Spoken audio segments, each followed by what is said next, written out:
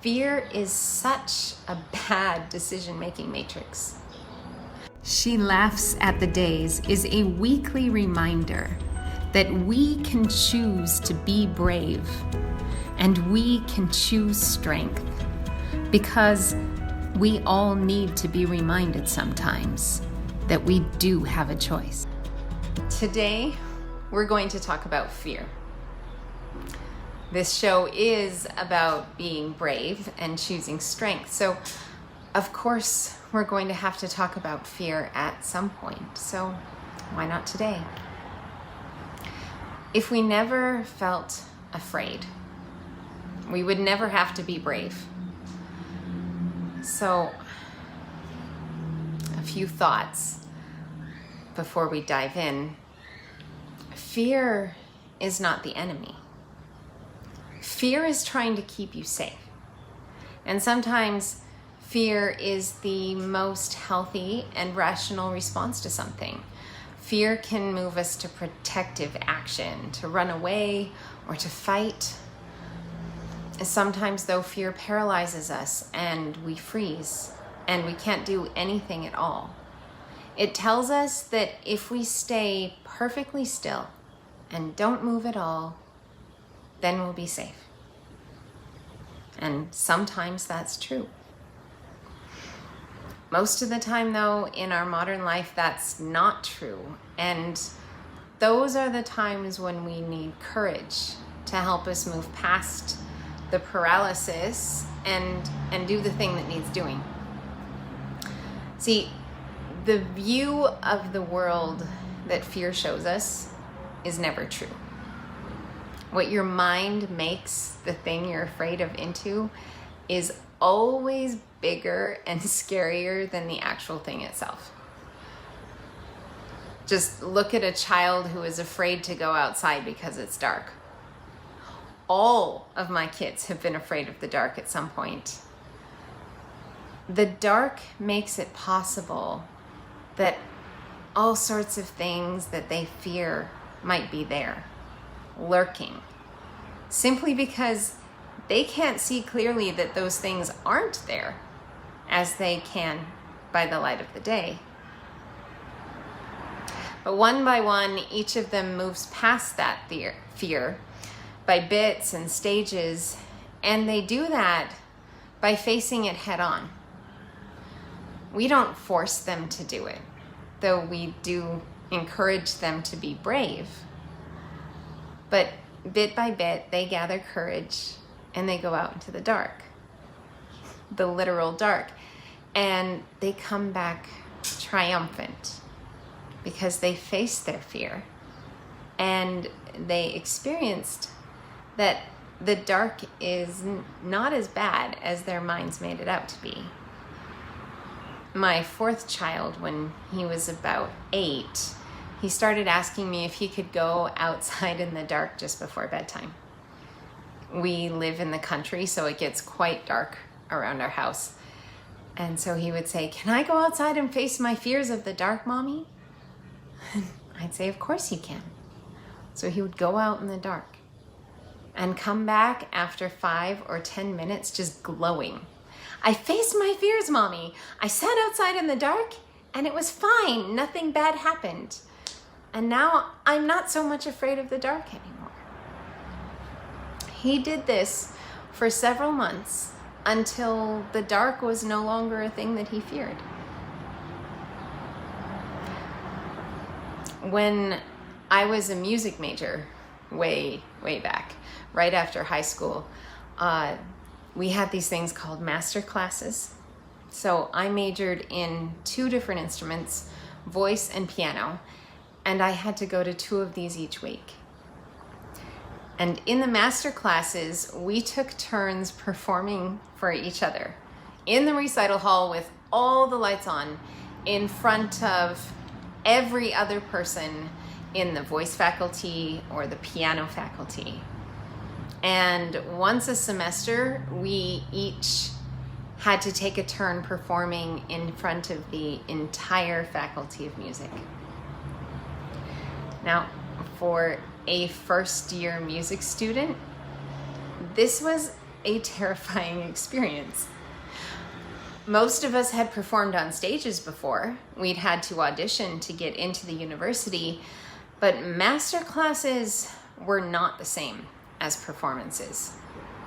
Your audience was all people who knew your craft better than you. Second, third, and fourth years, the professors, they were all listening to me sing. Not to be entertained, but to critique my performance and give me feedback. So after I sang my song, I would have to stay up there with the bright lights just shining down on me and sweat pouring down my back. Everyone looking at me, and listen to people tell me how I could have performed the piece better. And sometimes they would even make us try it again on stage. And this time do it different. Try and hit the high note, not the alto variation. It was not fun. Some of my classmates, they got so nervous that they would go and do shots beforehand to work up the courage. But by the time that year was over, we were not afraid to be on stage anymore, or we dropped out. But for those who stayed, the stage became our home. And that was a very valuable experience for me, even though I've never become the professional opera singer I once dreamed of being. I'm not afraid of public speaking. I'm not afraid of receiving public feedback, or I'm less afraid anyway. And that experience taught me some things about what to do when you are afraid.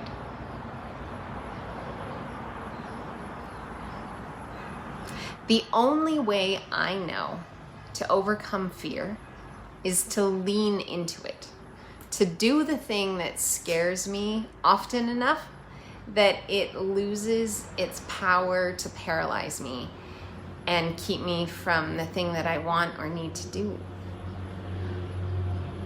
One of the most helpful books I read last year is called The War of Art by Steven Pressfield. If you haven't already heard of it, go find it, buy it. It's one of the main reasons I actually finished the first draft of my book last year. He says that anytime you try to do something that takes you up a level or makes the world a better place in any way, anything you try to create or accomplish that's worth doing will be met with resistance. And he personifies resistance as a force that opposes all of those things. Resistance will use fear to try and stop you. Now, his theory is that you can use that as a guide. The thing that you are most afraid to try or do, that's probably the thing that it's most important that you do and that you set your hand to.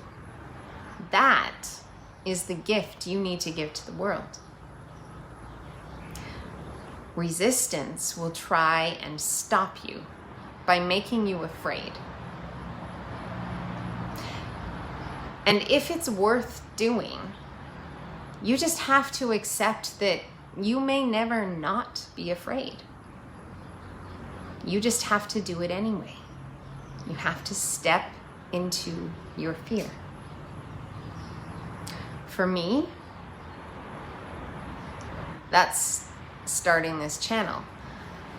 I've thought about it for years, and it took me a long time to figure out exactly what I wanted to say and focus on and do with it, but I have known for a long time that this is a thing I should try. And